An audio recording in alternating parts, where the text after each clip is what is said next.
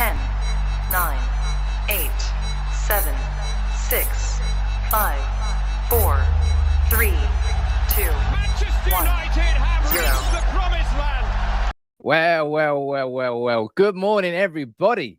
And it is a fine morning. Sam here live on United People's TV, getting distracted by my phone, which likes to ping when I go live. But how are you all doing? Man United weren't there to ruin the weekend, but Chelsea and West Ham, they were there to ruin it for us instead. But we're not here to talk about the football of the weekend. We're not here to talk about anybody else apart from Manchester United and Erik Ten Hag. This week, it begins.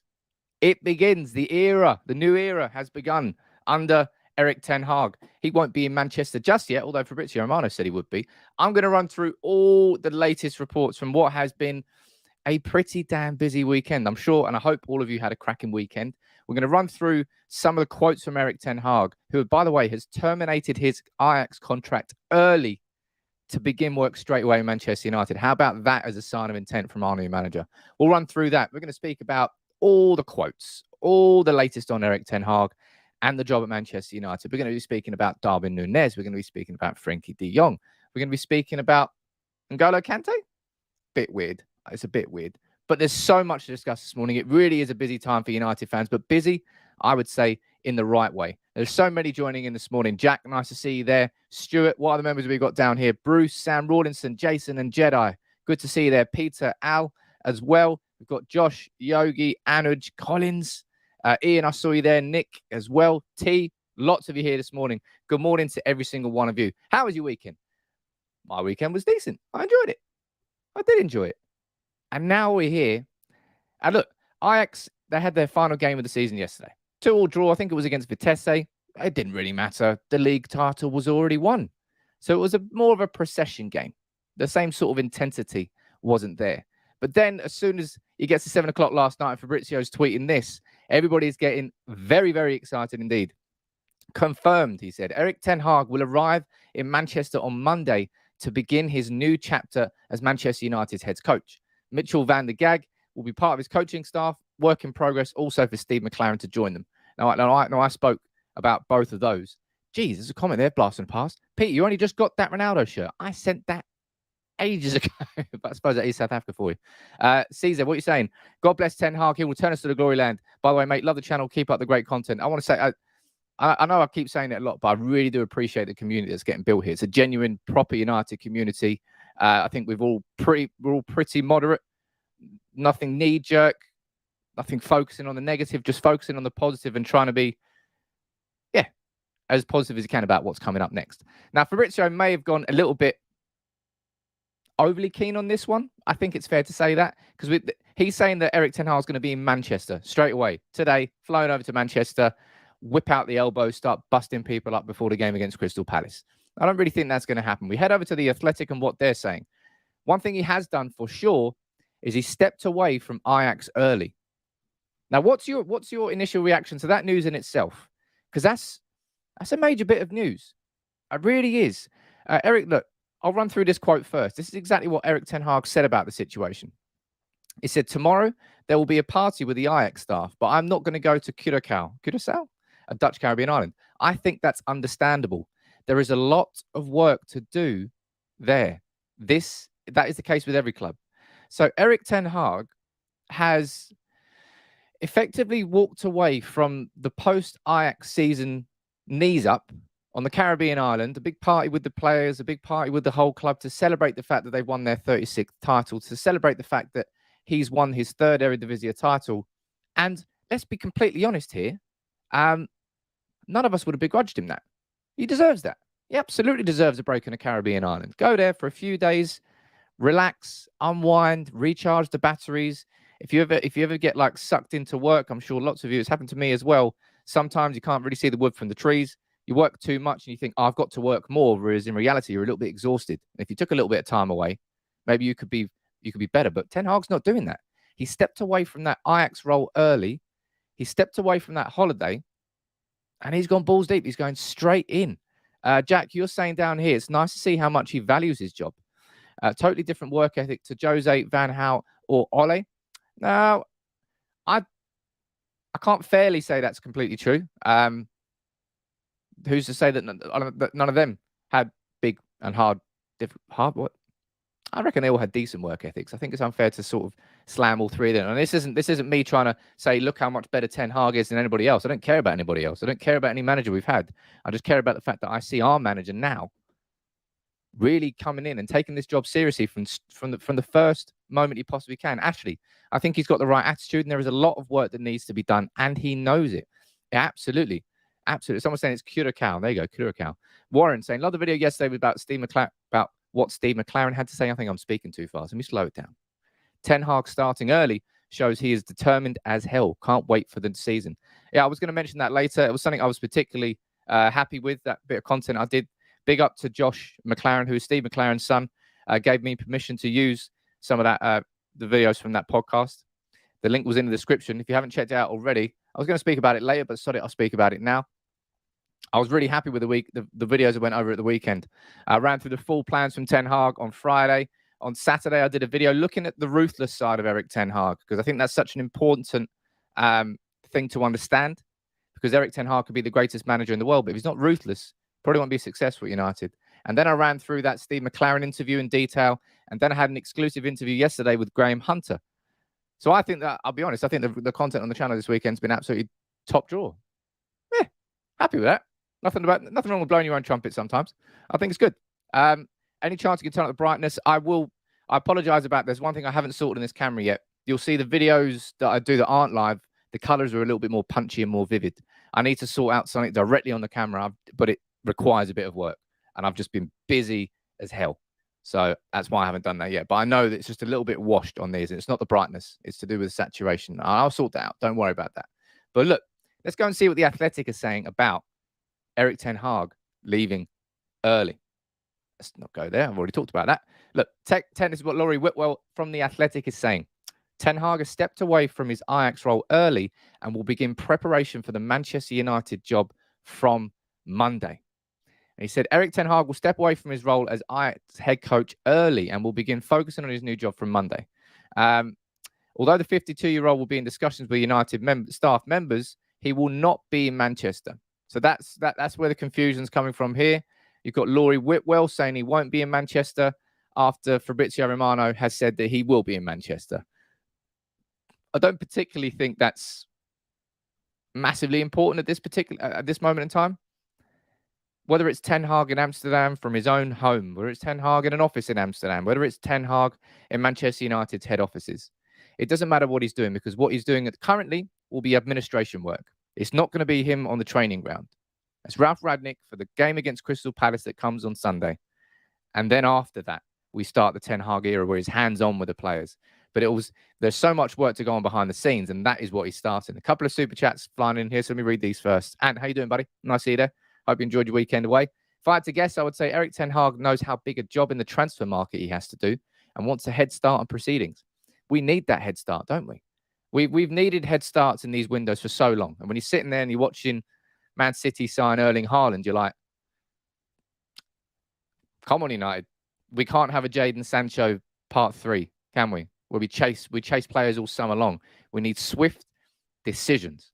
And the first one, I think, will come around Frankie de Jong, which we will talk about later in the show. Erik Ten Hag understands the amount of things he needs to do and put in place for the season starts, says Glenn. Absolutely agreeing with that. And I agree with both of you. He does have both of them. Both of them? That was a bit weird. He does have so much to do. And we all know that.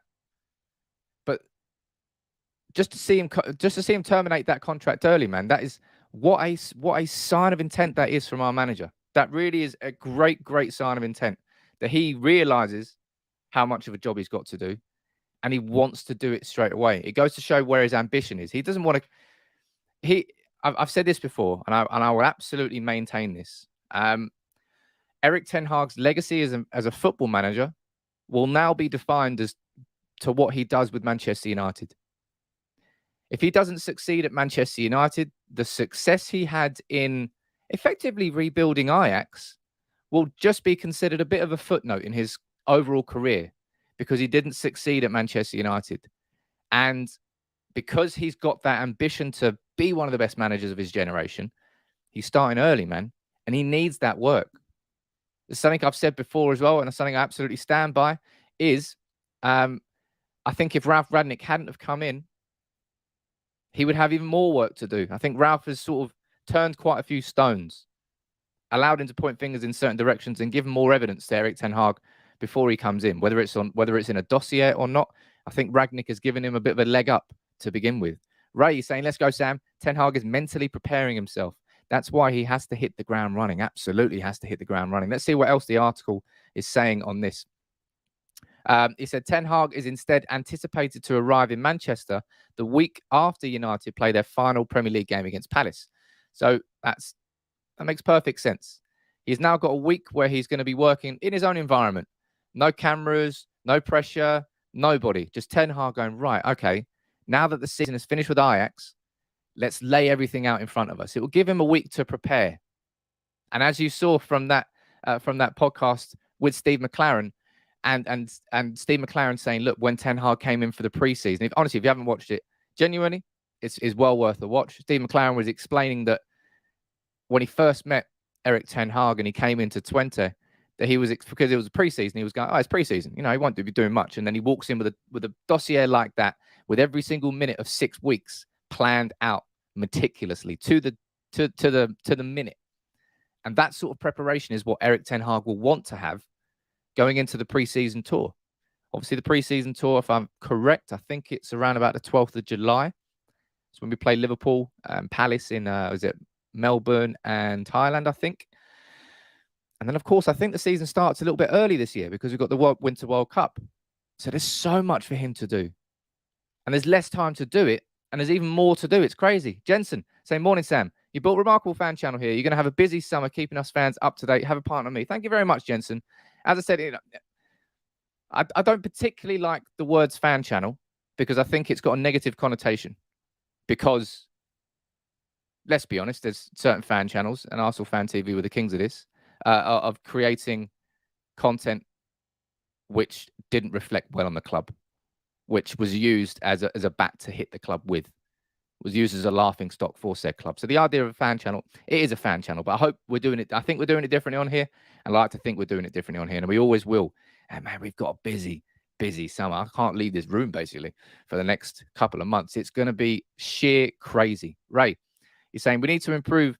If we need to improve, Haaland to City won't matter. King Erik is home in the way. The biggest half of the squad is on the watch list. Only 2 or 3 safe. I don't know how many of this squad will survive over the next couple of years. But if we're being completely honest, there's only so much change that can happen this summer. There is only so much change. Already 5 players are leaving without him having to sell anybody. But I like the fact that he's working early. And what we're going to do in a second, by the way, is run through the quotes from Erik Ten Hag himself.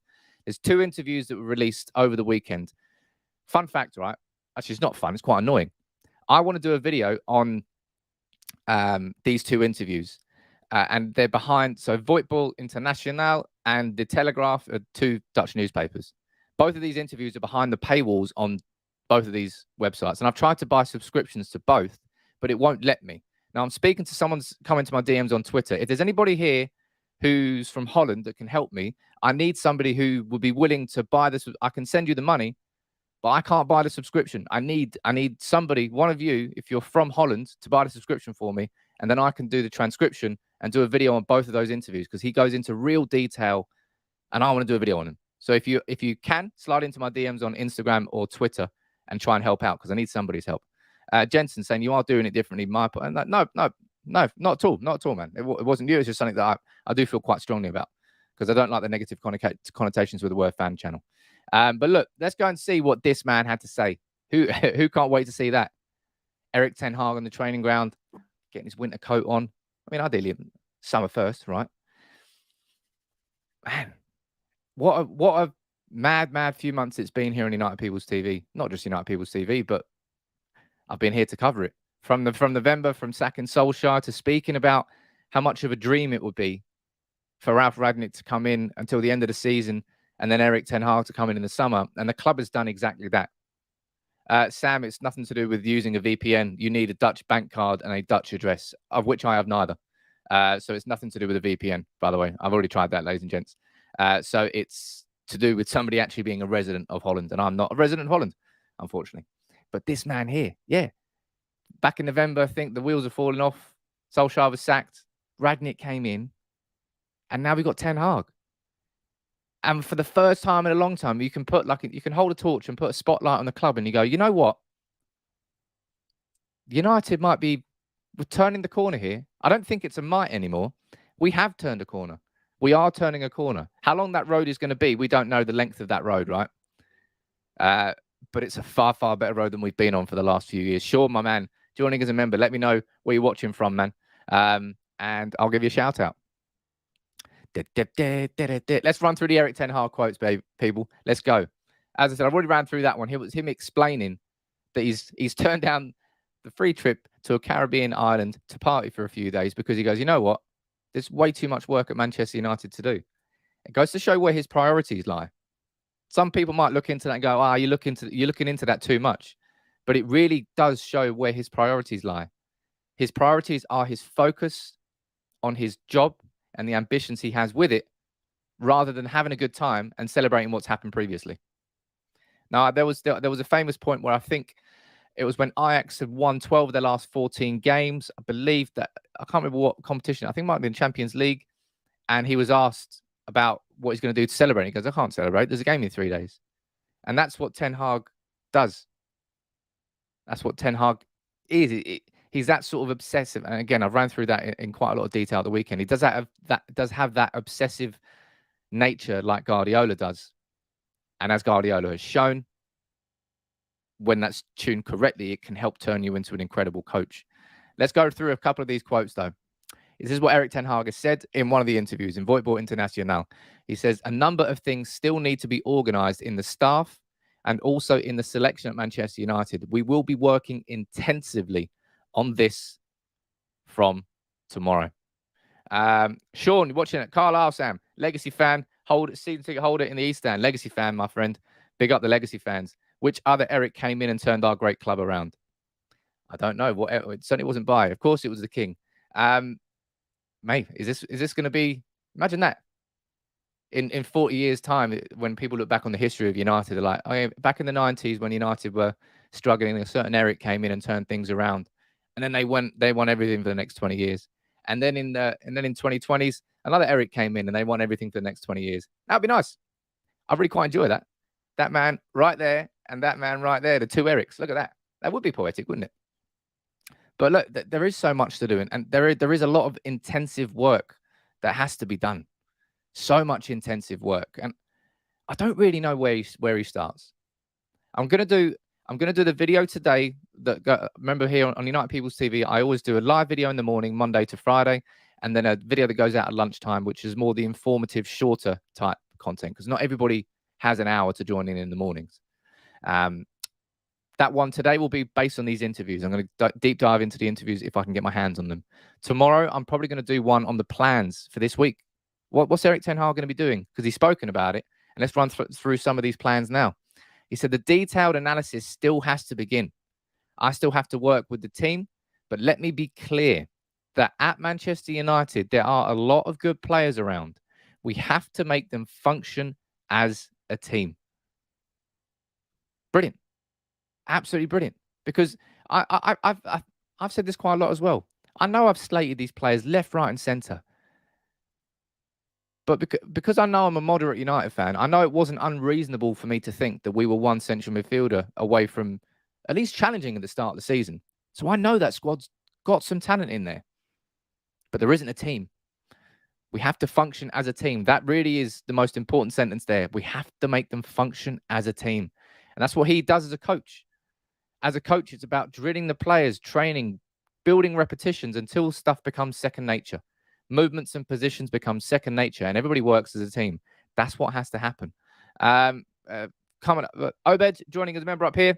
Let me know where you're watching from, my friend. Leo, good morning to you as well, my friend. Nice to see you there. Nice to see everybody who's joining in.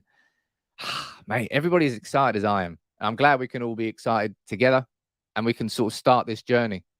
Because who knows what's going to be for the next few years, man. I just know, I can just say with confidence that the club has turned a corner here. They really has. They really, really have.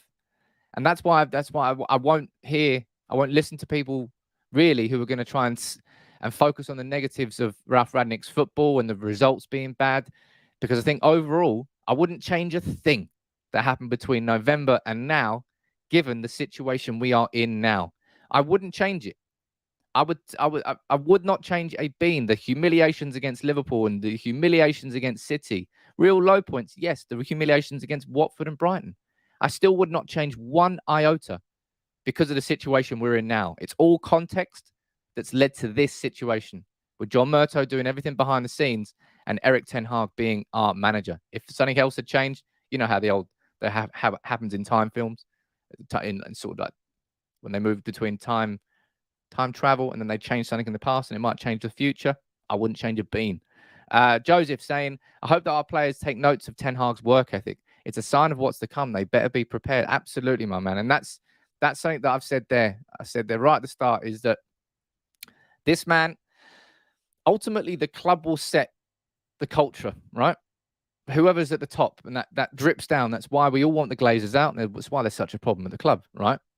But the manager can set a culture as well. The manager can set a tone. And Erik Ten Hag coming in and cutting any holidays short, they're like, Erik, man, look, he goes, honestly, like, I know you want to start at Manchester United, but we really think that you should take some time off. And he goes, I know I probably shouldn't start at Manchester United straight away. We're gonna do it anyway. Yeah, we got Barry in. That's what I'm going to try and do every single stream from now on. Barry's going to get involved. Sorry, I know he's not called Barry. I think it's called Sean. Poor bloke. Anyway, his name's actually Barry. But look, let's run through some more quotes. As you can tell, I'm quite excited this morning. Yeah, I think it's nice to actually be just heading properly in the right direction, like and not have to just watch other clubs. Like again at the weekend, I had to sit there and watch and support Chelsea and just don't let Liverpool do it. Just don't. Yeah, you let Liverpool do it. Great. Two finals in one season on penalties. Great. That's all right. West Ham just let City win. So okay, right. Okay. So you drop points now. Brilliant. And that's all we can do at the end of the season. Just we're having to watch our rivals go for everything whilst we just twiddle our thumbs. But at the very least, we can sit here and get excited about what's coming up with Erik Ten Hag. Everybody here is a big fan of Barry. Maybe I should get Barry on here as an interview. That'd be hilarious. This is what Ten Hag's been saying about Ronaldo, by the way. Huge talking point, isn't it? What will happen to Ronaldo under Erik Ten Hag?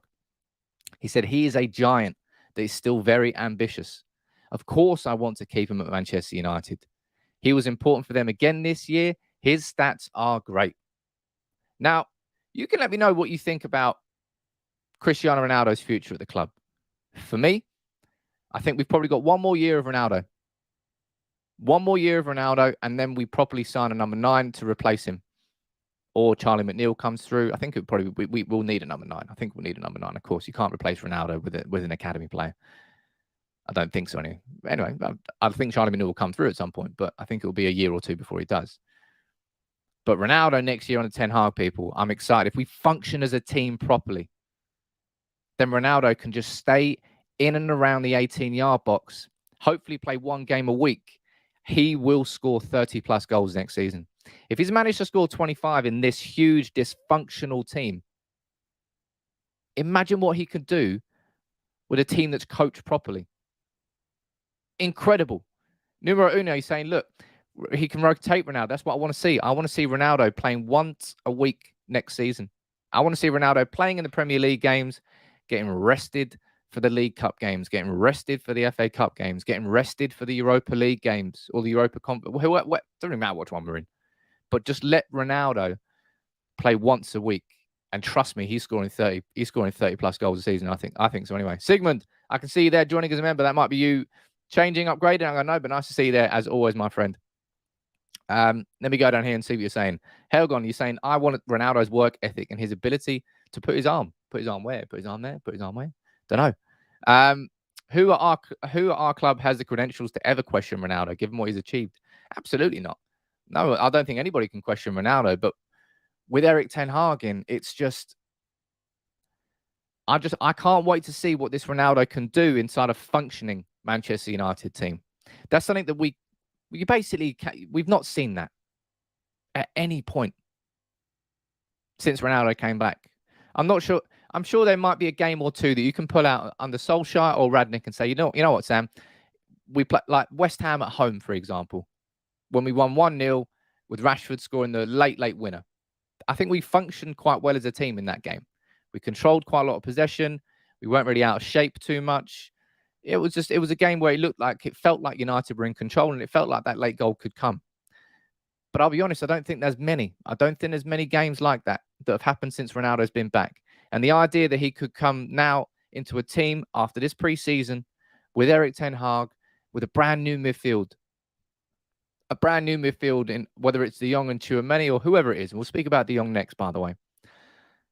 And then another versatile forward. So we've got real strength on the wings. Maybe a rejuvenated Rashford on the left-hand side. Maybe Elanga growing on top of what he was this season. Sancho starting this season, how he finished was it like a 2-3 month period from like January to March when Sancho was absolutely on fire? That sort of Sancho from the start of the season.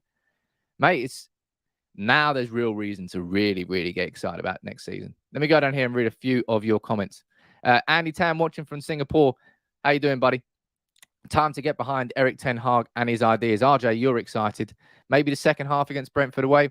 Yeah, that was a good half. But again, you can't look at too many games. You can look at individual 30, 45-minute periods inside games, but hardly have we ever controlled a full 90 minutes and gone, you know what? That's United playing there. That's a functioning team. It just, whatever worked on that day. And then a week later, we played like shit anyway. That's what we've done. And that's what he needs to do. And that's why that quote there in particular from Erik Ten Hag is something I think we should all be excited about. The idea that he really wants to focus on just making everybody function as a team. Everybody needs to know their place and their role. It's about clarity of roles, because you need to be here. You need to do this for this reason. Stay there. Don't run around. Don't do what you want. Like Bruno Fernandes. He has to be told that. That's where Erik Ten Hag, I think, will be able to have the authority to do it. And I think that Bruno Fernandes will respect him enough to listen to him, because if he doesn't, he'll get ducked out of the team and then Donny van der Beek will come in. But Bruno's a classic example of United. Bruno is incredibly, is a fantastic player, but he has buts, doesn't he? Bruno comes with caveats. If Bruno can really fine tune that game and properly function in a certain position inside this team, wow, he could easily become our De Bruyne. He kind of already is. Toy, you're joining as a member. Let me know where you're watching from, my friend. And Shafiq, what you saying? Sam, where can I send the interview? He made some screenshots. Can you slide into my DMs on Twitter, my friend Shafiq? Or if not, I kind of need access to the full article so I can run through it as I'm doing the video. But look, if you can, Shafiq, please slide into my DMs on Twitter. It'll be great if somebody can help me do this. I don't know why they've made it so difficult. Why would you stop people outside of Holland signing up to your newspaper? Sure, I don't know. That's for someone else to decide. But look, of course, there's so much to discuss about what currently exists at Manchester United. Erik Ten Hag's got a long list of things to do.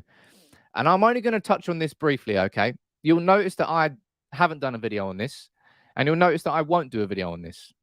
Because this story came out of the weekend from The Sun, from Neil Custard, saying 2 Manchester United players, both members of Rangnick's slumping senior squad, had to be pulled apart after a full-on fight towards the end of Friday's training session, which was brought to a premature end.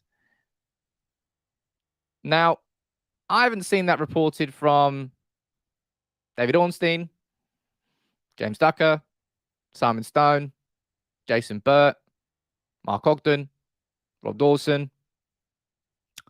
I haven't seen it reported anywhere else. So I would temper your frustrations at the idea that there were 2 United players scrapping. I don't know. It's a bit odd to me. It seems a bit odd that it hasn't been as wide. I think it would be absolutely reported everywhere if there was a full-on fight. And I don't know. At this moment in time, it feels like it's just Neil Custard's taking advantage of a situation, which is the narrative around Manchester United. Might be proven wrong. Happy to hold my hands up if that's not the case, but I won't be doing a video on it because I think it could just be spreading the toxic negativity, if you know what I mean. There isn't, it's weird to assume that is true. seeing as it hasn't been reported anywhere else. It's all about context and understanding that. That's why I'd always try and be careful with what I report. Now look at that. Nick saying 3K watching. Big up to everybody, man. Everyone's just excited. Everyone's now coming out. Everyone's coming out from under the rocks going, you know what? Yeah, I can call myself a United. You have to call yourself a United fan in the dark times as well as the good times. And it has been a dark few years, isn't it? But look, we can look at it with real hope about what's coming forward and what's coming next. But this here, we're talking about Frenkie de Jong now. I've done quite a bit of content on Frenkie de Jong, and he's damn right I'm going to do more because I think he would be an absolutely incredible signing for Erik Ten Hag and Manchester United. Those two things combined. What I will say now quickly before I do move on, if you are new and there's so many of you watching, thank you for tuning in. My name's Sam. It's United People's TV. I'm here live Monday to Friday at 9:30 and also have sort of shorter, more informative videos in the afternoons that go out every single day of the week. So if you do consider and you do enjoy it, make sure you drop a like on the video and subscribe to United People's TV. And also make sure you go, I'll leave the link to our Instagram account down here. Make sure you go over right now. If you haven't already followed us on Instagram, there's the link for our Instagram account. I'm going to be sending a story out on there because I'm recording the podcast tonight. Episode 4 of the United People's podcast is going to be recorded tonight. If you want to have your question answered in the podcast, I'll leave a story on the Instagram. You can reply to that with your question. Night Owl, what are you saying, sir? The fact that Ten Hag is coming in to make real changes excites me. Finally, we'll see a new midfield, I'm hoping. Oh my God, can you imagine that? We're actually going to be seeing a midfield. Whether it's De Jong, Kamara, Tchouaméni, Neves, I don't know who it's going to be, but United, I can say with 100% confidence, we're going to be signing a midfielder, probably 2 this summer. And I've been calling out for that for years. Jonathan, you're saying, I saw the Graham Hunter interview and worrying what he said about De Jong's physicality and not learning. That was a little bit of a concern. I spoke to Graham Hunter. Obviously, Graham Hunter is somebody who's really well clued up on Barcelona. So I thought it was a good interview to have. And he was explaining how he feels that, I don't know whether he's coming from that Catalan perspective, if you know what I mean. It almost feels like those that are closely associated with Barcelona are preparing for the idea that he could be leaving. So he was talking about his lack of physicality. He was talking about how Xavi and Iniesta, they might have been small, but their trunks were very strong and they were robust. And Frenkie de Jong hasn't grasped that part of it. And maybe that's why he doesn't complete 90 minutes. And he was speaking about how he hasn't sort of learned from Xavi that maybe sometimes he drifts out of position and doesn't have that discipline, that positional discipline. I think any flaws inside his game would immediately go under Erik Ten Hag because of their relationship and bond and the understanding they have together. I think he would just be a better player under Erik Ten Hag than he will be under Xavi. And I don't think that's an outrageous thing to say. Bailey, you join as a member. Let me know where you're watching from, my friend. Sam, what about Haidara? Haidara was a name that really got linked as soon as Ralf Rangnick came in. Linked with an RB Leipzig player. It was convenient. I don't particularly think there will be any movement on that whatsoever. We're linked with loads of Leipzig players. I've actually got an interview lined up for this Friday with somebody who's really clued up because we're linked with Nkunku, we're linked with Mukiele, we're linked with Konrad Laimer, we're linked with Haidara. We probably will sign a Leipzig player this summer, but maybe I don't know which one we will. I don't know. Sigmund, you're saying other interesting point from Graham Hunter was how De Jong isn't taken by that style of footy. City link is just to up the price. Now, I don't think the City link is just to up the price, if I'm being completely honest. I do personally believe that City, he'd love that City system, and Guardiola would love him too. But again, in the same way that Paul Pogba's not a Fernandinho replacement, De Jong's not a Fernandinho replacement. I think he's closer to Fernandinho, but it's just they're different footballers. De Jong is a deeper lying playmaker. That's what he did so well at Ajax. But interestingly, Graham was explaining how he played quite a lot under Koeman in a back 3. So the right so 5 at the back and 3 centre backs and playing as the right centre back. I didn't know that. Luke, you've joined as well. Let me know where you're watching from, my friend. I'll try and give all the new members shout outs as we go through. But look, let's speak about. I always find this quite interesting at the moment. Anybody who's of any power at Barcelona, Xavi does it. Alemany, Barcelona's director, has done it here. It's weird in the language. Have a listen. We haven't made any decisions on this squad. Frenkie de Jong is important for us. But we are clear about what we need, and also that we are conditioned by financial fair play. Every time I see and hear somebody from Barcelona speaking about Frenkie de Jong's future, they're like, Frenkie is so important to the club. But yeah, our club's finances are in ruin. And that's what everybody is doing. And it just goes to show, and that's the main takeaway that you probably should have got from that interview with Graham Hunter yesterday. Barcelona will sell. He's saying anybody that comes in, he goes, you're not an intelligent football club if you're going to come in and offer 70 million for Frenkie de Jong. He thinks it should be way less than that. He actually went with 50 million, which I think is a little bit underpriced. But also, it's a situation where, and that was one of the key questions that I asked him, right? Key questions that I asked him was, if Frenkie de Jong wasn't sold by Barcelona, is there a situation that exists where Barcelona don't sell anybody and they can get in who they need for this rebuild for Xavi?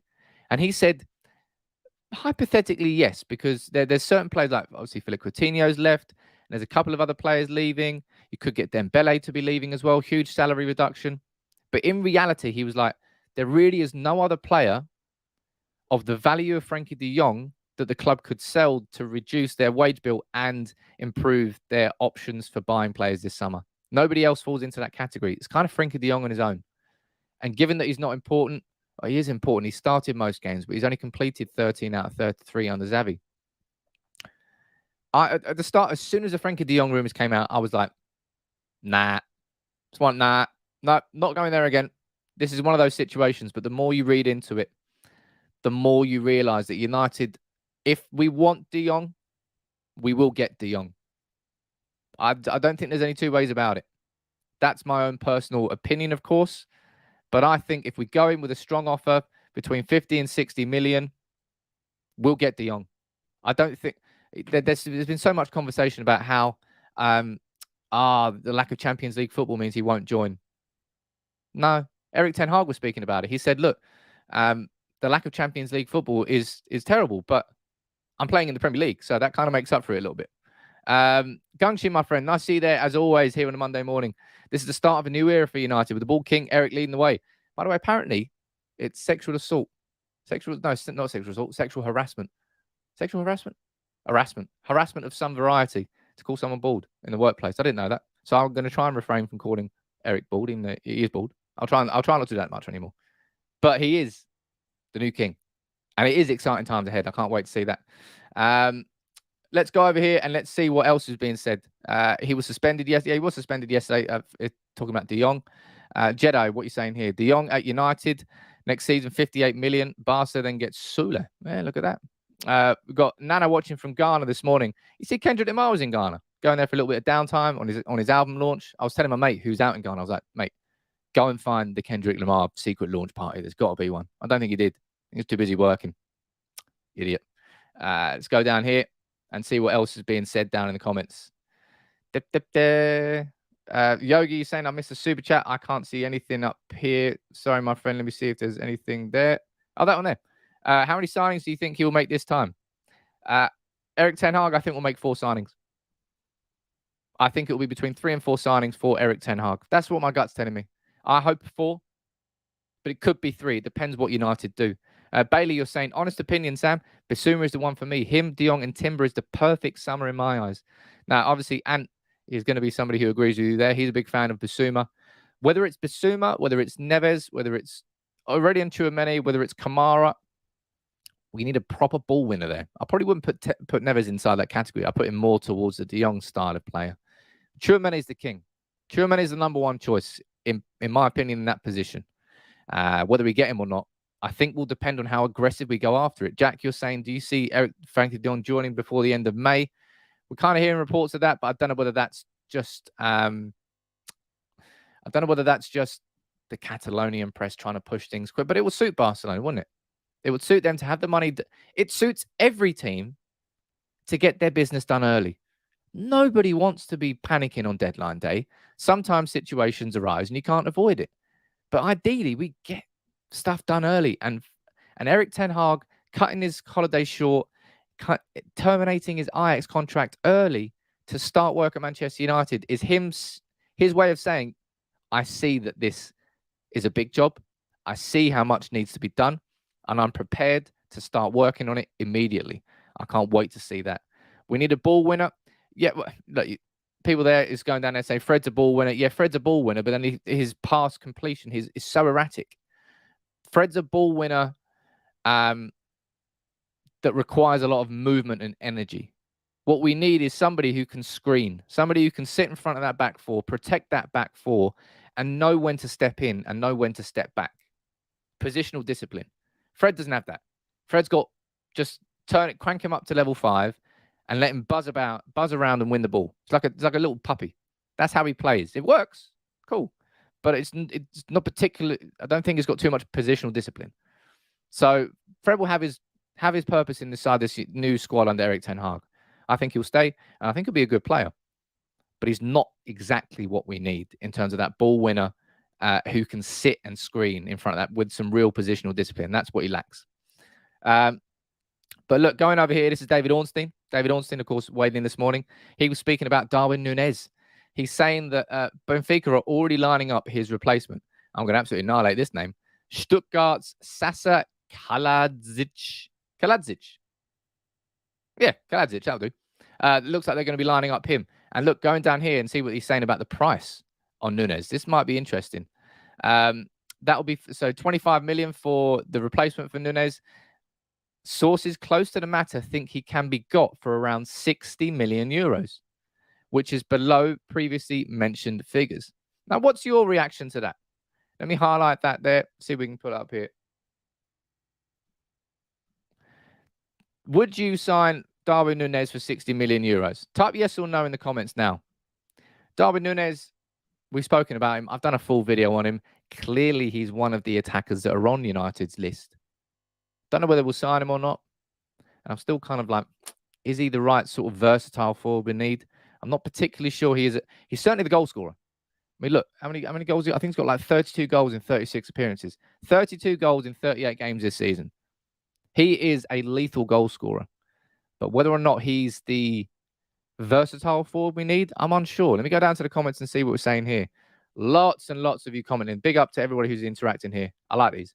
40, there's no way we're going to get 40, 50 million. Not a chance. Lots and lots of you want him here.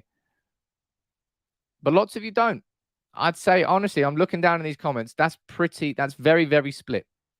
Really, really split in the comments. I think 60 million, that's kind of the price you would pay for a player like that. Even if they're unproven, yeah, it's from the Portuguese league. Yeah, he might not be good in it. But that's how you identify talents. Your scouts have to be good. Ideally, you would sign a player like that before he scored 32 goals in the Portuguese league. So you can sign him for 12 million and he scores those goals for your club. That's what good scouting does. At 60 million, I think we'll be in for Núñez. I kind of think we'd be foolish not to. We're not in a position as a club where we can really afford to ignore a striker who scored that many goals, can we? That's how bad our striking positions have been.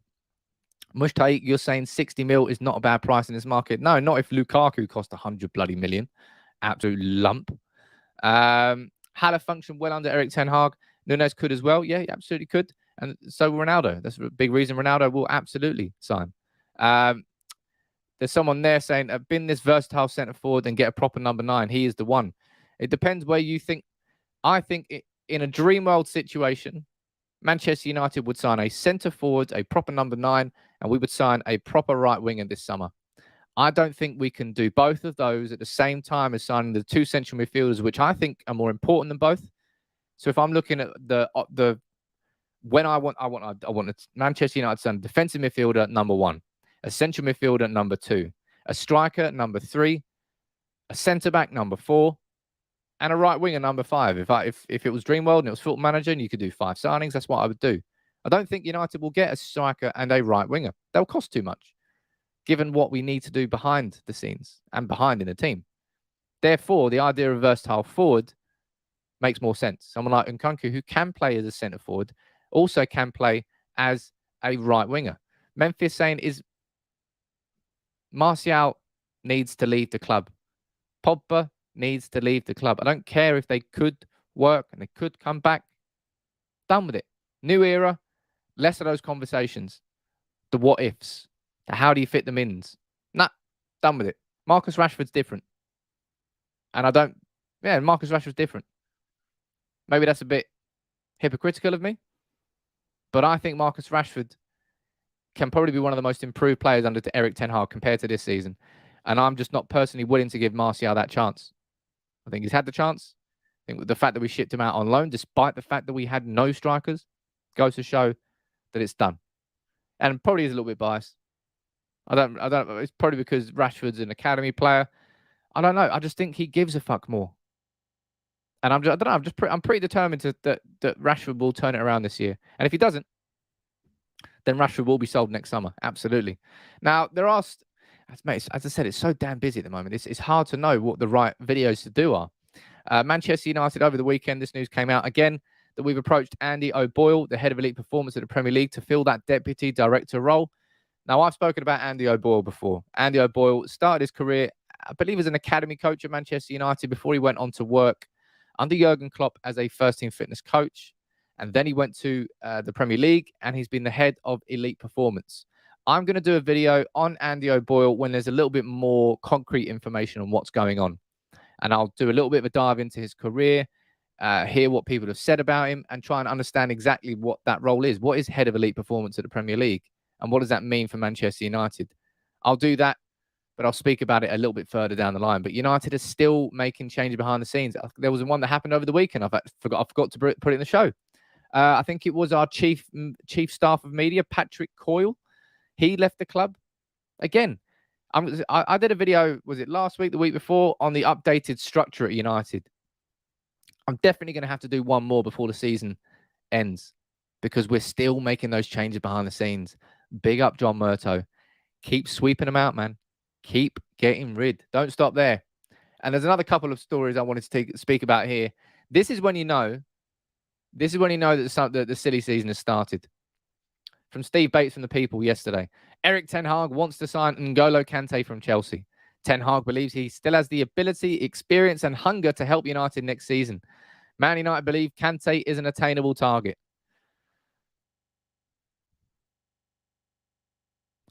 Really? We really want to have this conversation? We really want to have this conversation? Because I don't want to have this conversation. I don't want to waste my time on this conversation. N'Golo Kante at 31. Jeez. I think Kante probably has to be one of the best Premier League signings there's been, if not the best Premier League signing there's been in the last 7 or 8 years. What he's done at Leicester and then left Leicester and then won the league with Chelsea the next year. And he won the Champions League. Great player. Incredible player. Nah. We're 4 or 5 years too late on that one. Let's not sign somebody who's got some injury problems, who once upon a time was one of the best in the world, but is not that player anymore. He still can be that player. Do it at Chelsea. It's like getting Pacquiao to fight Mayweather when years after they should have fought each other.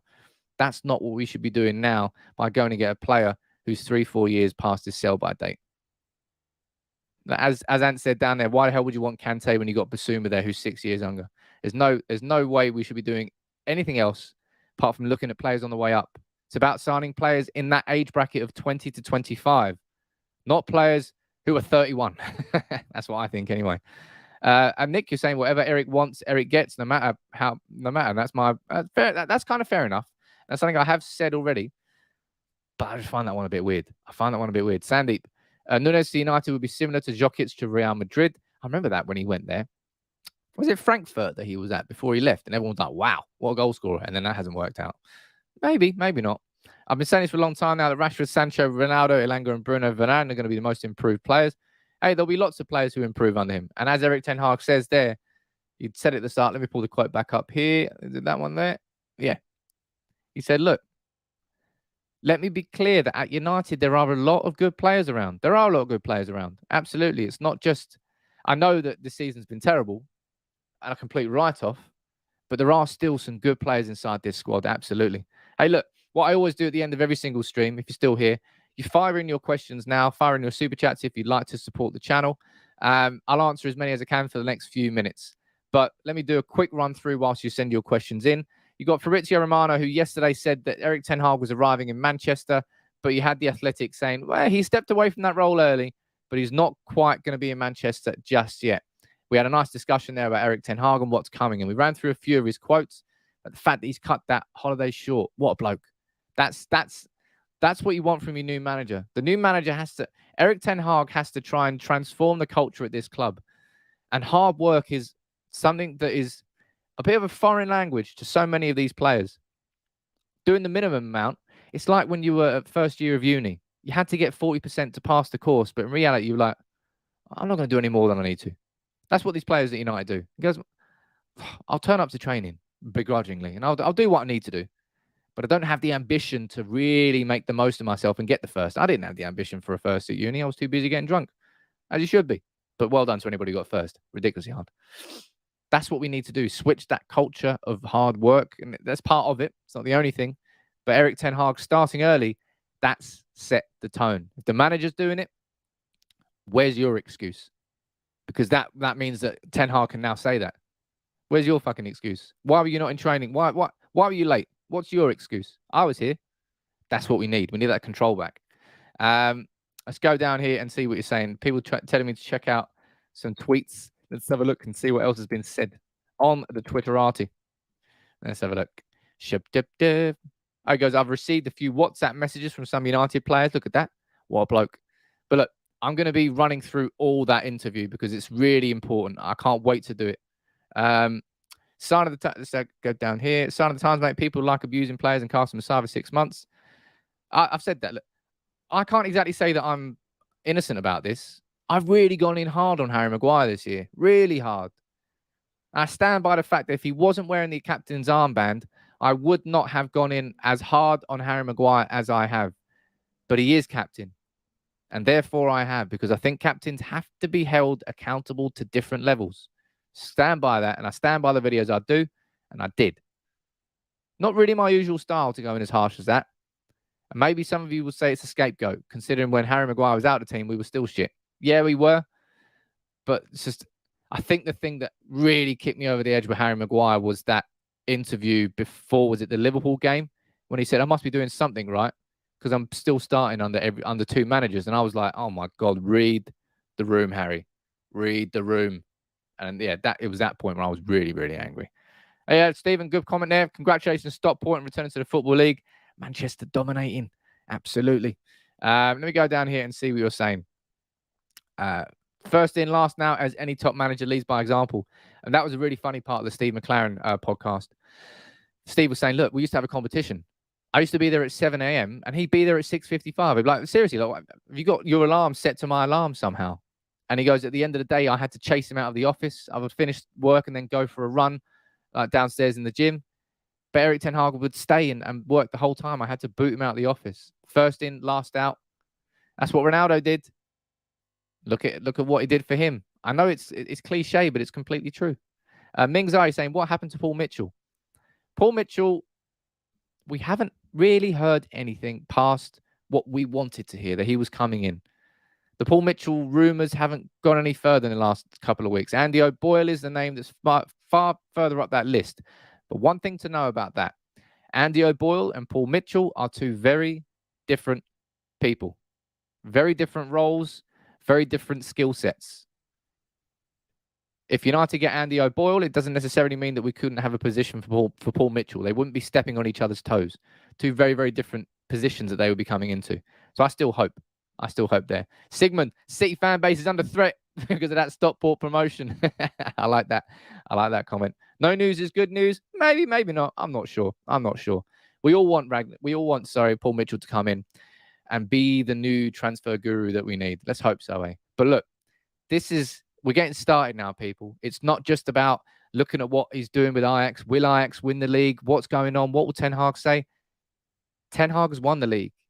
Ten Hag is Ajax manager no more. Ten Hag is now officially manager of Manchester United. Maybe not officially. Is it official? I don't know if it's official yet, but I think he is.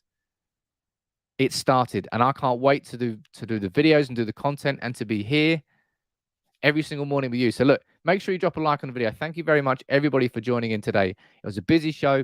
It's going to be busy from now the whole way through the summer. So make sure you subscribe to United People's TV, and I'll try and cover it for you as much as I possibly can. It's going to be a cracking week of content. I've got some really good stuff lined up, if I do say so myself. And some of you are like, Sam, you're making too many videos on Erik Ten Hag. You shouldn't do it anymore. We're gonna do it anyway. We're gonna do it anyway. We're gonna do it anyway. We're gonna do it anyway. You're damn right, Barry. We're doing it anyway. Look, everybody, have a good day. I'll speak to you soon. I love Barry.